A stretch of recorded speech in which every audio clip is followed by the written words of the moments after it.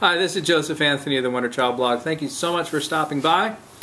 This is a tapping session for all you teachers out there, and I hope you find it helpful. It's about what to do when you find yourself taking things personally that a student is doing or saying or not doing or not saying that you think they ought to be.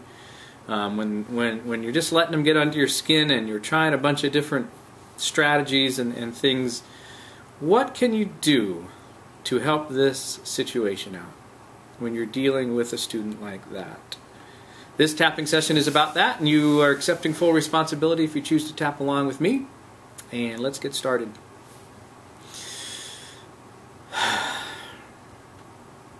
Even though I'm letting the things that this student is doing or not doing, saying or not saying, get under my skin, I choose to love and accept myself right here and right now. Even though I acknowledge I'm taking things personally that the student is saying or doing or not doing or saying, I love and accept myself right here and right now. Even though I feel frustrated, I've tried everything. I've moved their seat, I've called their parents, uncles, grandparents. Nothing's working.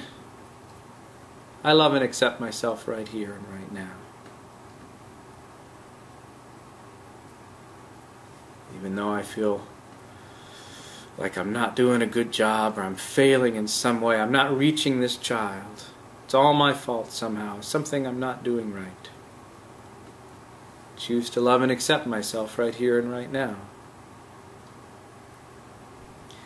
Even though I'm trying to change this student for the better, for their own good, and it's not working, I choose to love and accept myself right here and right now.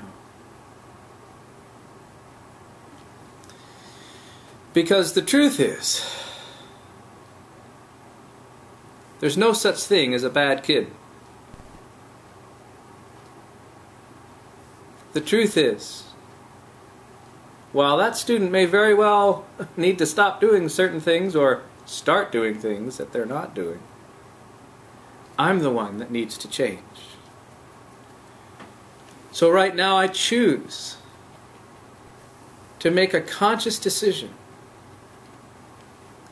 to be the adult in the situation.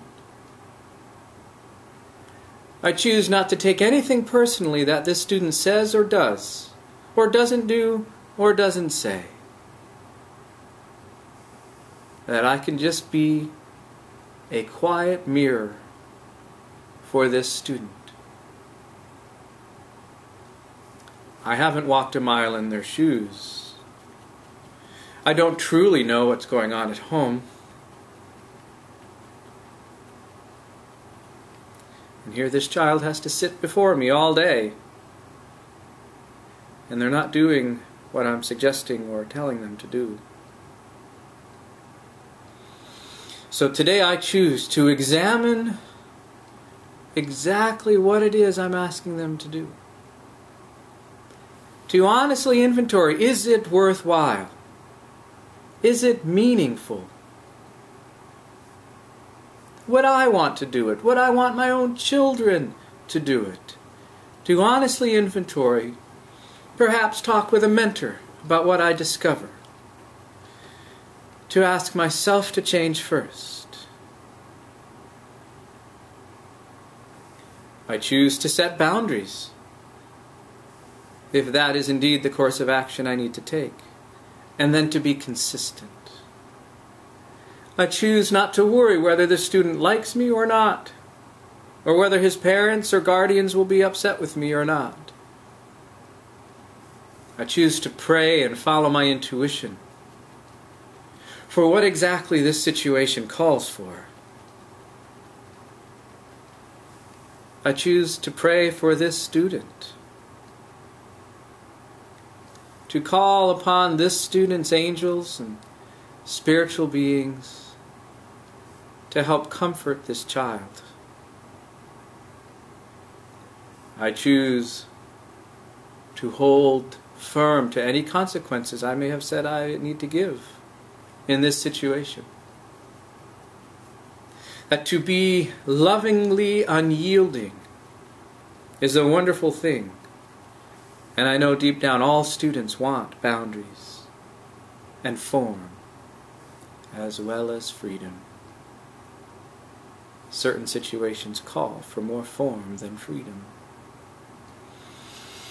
So I choose to think clearly about what needs to happen. To praise this child for the littlest things that they do well.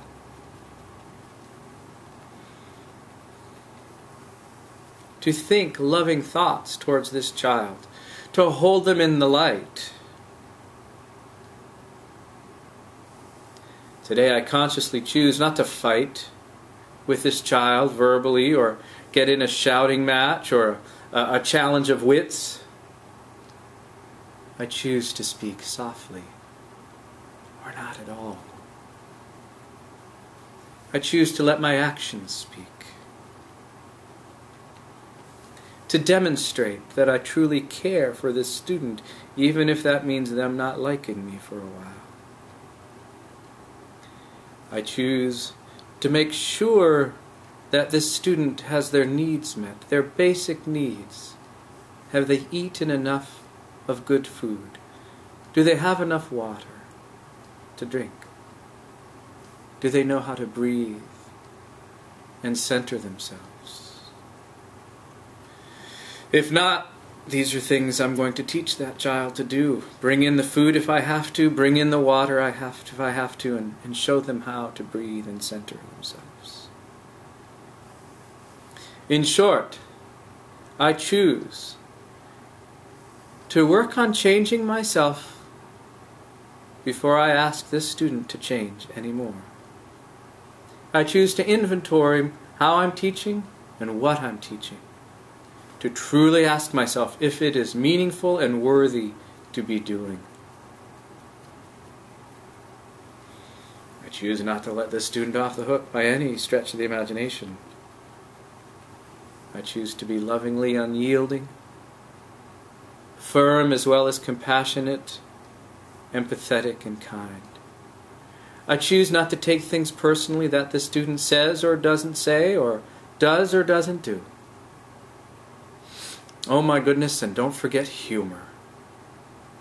I choose to use humor as well as silence, song, to help diffuse any situations that might be getting heated.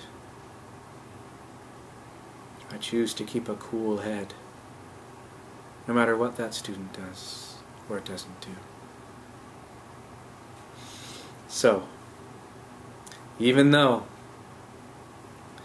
I've been feeling frustrated and a little powerless, I choose to claim my power as an adult, as a teacher, as a spiritual being with intuition and power of creativity and kindness. And I choose to focus it on that student after I've focused it on myself. So, hope you find that helpful. I'd love to hear how it works out in your situations. This is Joseph Anthony of the Wonder Child blog saying thank you so much for stopping by. We'll talk with you again soon. Take care.